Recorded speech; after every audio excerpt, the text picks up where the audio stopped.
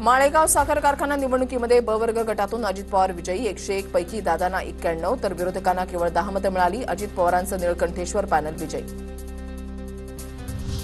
माळेगाव सहकारी कारखाना निवडणूक सांगवी गटातून चंद्रराव तावरे आघाडीवर। चंद्रराव तावरे बळीराजा सहकार बचाव पॅनलचे उमेदवार। अजित पवार निवडून आले तरी त्यांचं माळेगाव सहकारी साखर कारखान्याचं चेअरमन होण्याचं स्वप्न पूर्णत्वाला जाणार नाही। भालचंद्र देवकातेंचा पराभव झाल्यानंतर रंजन तावरे यांची प्रतिक्रिया। हिंदीसाठी फडणवीसांचा आटापिटा, पण यूपीमध्ये 5000 हिंदी शाळा बंद। वृत्तपत्रामध्ये बातम्या आल्याची संजय राऊतांची माहिती। तर फडणवीसांनी मराठी भाषेसाठी, मराठी माणसासाठी काम करावं, राऊतांची टीका। मुख्यमंत्र्यांनी मराठीसाठी किती बैठका घेतल्या ते सांगावं, राऊतांचं आव्हान। तर आमच्यावर हिंदी का लादता असं शिंदेंनी भाजपला विचारावं, राऊतांचा निशाणा।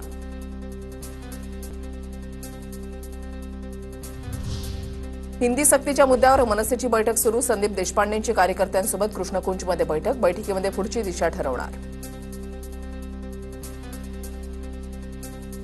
भास्कर जाधव यांची पक्षातील बडव्यांवर पक्षाच्या बैठकीमध्ये टीका। पहिल्या फळीमधील नेत्यांच्या कार्यपद्धतीवर जाधवांकडून प्रश्नचिन्ह।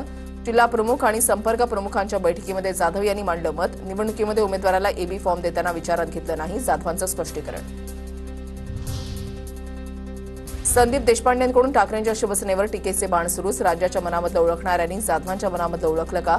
संदीप देशपांडेंचा ठाकरेंच्या शिवसेनेला टोला।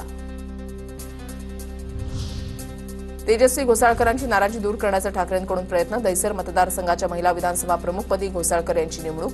तेजस्वी घोसाळकर पक्षामध्ये नाराज असल्याची होती चर्चा।